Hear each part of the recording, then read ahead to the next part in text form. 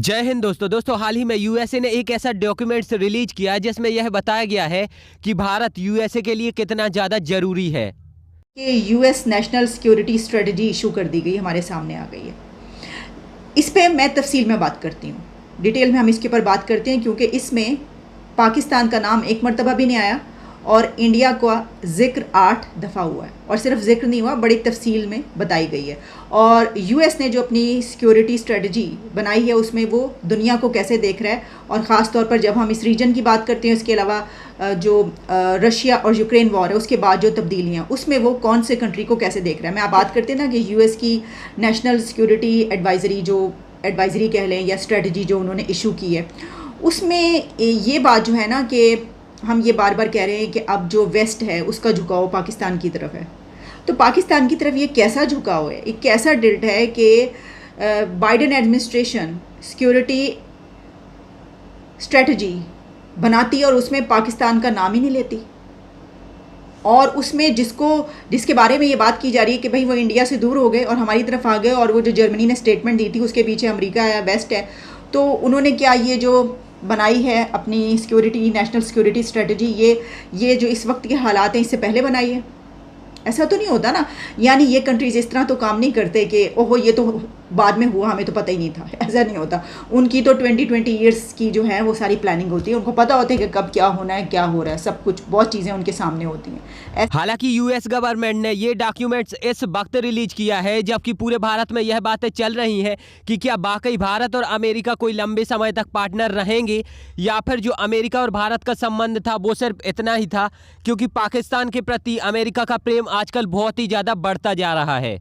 यह डॉक्यूमेंट्स बताता है कि अमेरिका पूरी दुनिया के बारे में क्या सोचता है। इस डॉक्यूमेंट्स में अमेरिका ने तकरीबन 8 बार भारत का जिक्र किया, वहीं ऑस्ट्रेलिया का 5 बार और जापान का 5 बार जिक्र किया। वहीं यदि हम पाकिस्तान की बात करें तो इस डॉक्यूमेंट्स में पाकिस्तान का दूर दूर तक कोई नाम नहीं था।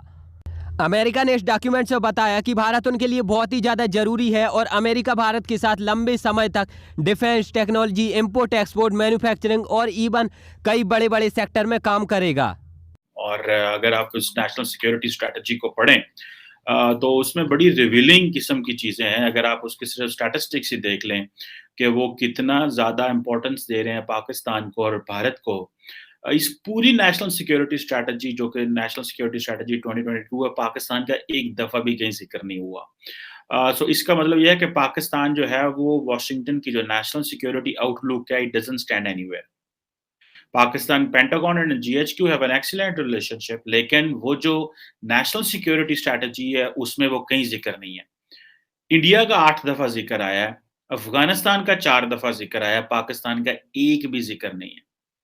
रशिया का 71 टाइम ज़िक्र आया है, दहशतगर्दी का 37 टाइम, चाइना का 9 दफ़ा ज़िक्र आया है। लेकिन पाकिस्तान का ज़िक्र जो है सारी की सारी पॉलिसी में नहीं है। और इंडिया को उन्होंने कहा है कि इंडिया जो है हमारा वर्ल्ड्स लार्जेस्ट डेमोक्रेसी भी है और मेजर डिफेंस पार्टनर भी है। और वो जी कि अमेरिका और भारत जो है वो मल्टीलैटरली एंड बायलैटरली काम करेंगे for the vision of Indo Pacific के हवाले से। This is what they have been talking and saying it.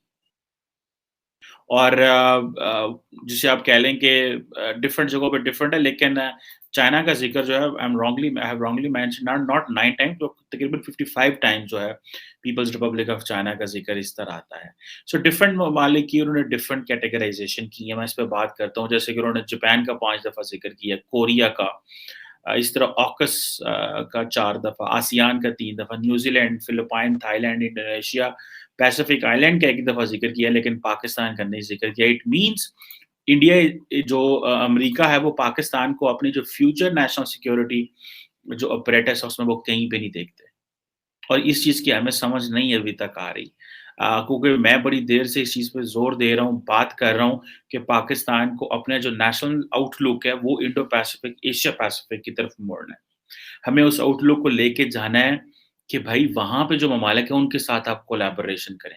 अगर पाकिस्तान कंटिन्यूअसली एक ही चीज़ करता रहेगा कि जी क्योंकि ये जो इंडो पैसिफिक अलायंस है, क्वाड है, ये चाइना सेंट्रिक है, हम इसका हिस्सा नहीं बन सकते, it is not going to serve Pakistan. और ये पाकिस्तान की ये जो सो कॉल्ड है ना कि हम न्यूट्रैलिटी शो करते हैं, हमें इसका कख फ़ायदा, अन्य का फ़ायदा नहीं मिलना है इस चीज़ का। एनी हो, अब ये चीज़ें जो हैं कि जो बाइडेन साहब हैं, उन्होंने ये कह दिया है कि जी ये एक डिसिसिव डेकेड है।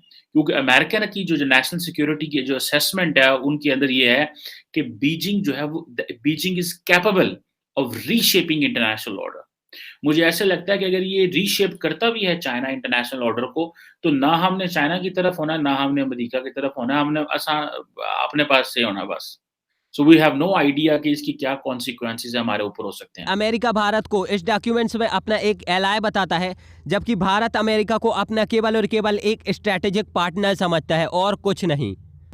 खैर, भारत अमेरिका के साथ मेनली इस चीज़ के लिए अपनी दोस्ती और ज़्यादा इम्प्रूव करना चाहता है ताकि वो एक इकोनॉमिक सुपर पावर बन सके, ज़्यादा से ज़्यादा जॉब दे सके और अपने देश में और ज़्यादा खुशहाली ला सके, गरीबी दूर कर सके, बेरोजगारी दूर कर सके और एक डेवलप देश बन सके।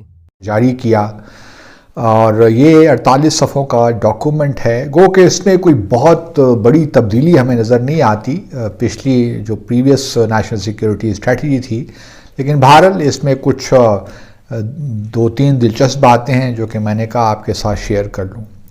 बुनियादी तौर पे इस स्ट्रेटजी का जो पर्पज़ है वो ये है कि हमने जो इस वक्त इंटरनेशनल ऑर्डर है, ये डेमोक्रेटिक वैल्यूज़ हैं, उनको प्रिजर्व करना है और दुनिया को बताना है कि ये डेमोक्रेटिक सिस्टम ही है जो कि डिलीवर कर सकता है, जो कि दुनिया को गुर्बत से निकाल सकता है। जो बड़े बड़े चैलेंजेस हैं, वो ग्लोबल वार्मिंग हो या फॉर एग्ज़ाम्पल कोविड-19 का चैलेंज हो, एपिडेमिक्स हो, इसी हवाले से टेररिज्म हो, तो ये और इकनॉमिक डेवलपमेंट हो, ये सारे वो चैलेंजेस हैं जो कि एक डेमोक्रेटिक सिस्टम ज़्यादा बेहतर तरीके से डेवलप कर सकता है। तो एक तो इसका ये पर्पज़ है और उस पर्पज़ के लिए ऑब्वियसली अमेरिका जो है वो तमाम जितने भी उसको वसाइल अवेलेबल हैं वो उनको इस्तेमाल करेगा और इस ज़िम्न में अपनी मिलिट्री को भी बहुत स्ट्रेंथन करेगा ताकि वो हर डायमेंशन से, हर एस्पेक्ट से जो दुनिया भर में इस वक्त नए नए चैलेंजेस आ रहे हैं उनका वो मुकाबला कर सके।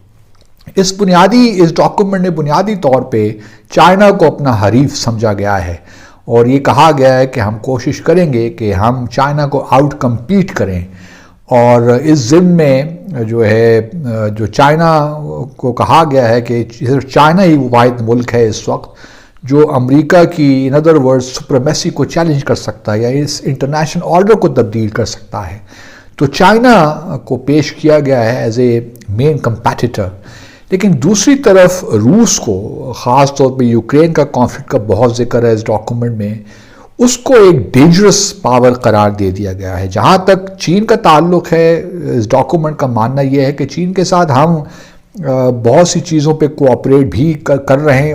लेकिन यहाँ पर अमेरिका का ये मानना है कि भारत अमेरिका पर इसलिए डिपेंडेंट है कि वो चाइना से डरता है, जबकि ऐसा कुछ नहीं है और अमेरिका ये सोचता है कि वो भारत को यूज़ कर रहा है, लेकिन वास्तव में भारत अमेरिका को यूज़ कर रहा है। खैर, अब आप मुझे नीचे कमेंट में बताइए इस न्यूज़ से आपको क्या ज़्यादा से ज़्यादा सीख मिली है और यदि ये वीडियो अच्छी लगी है तो चैनल को सब्सक्राइब करके बेल आइकन ज़रूर दबाइए।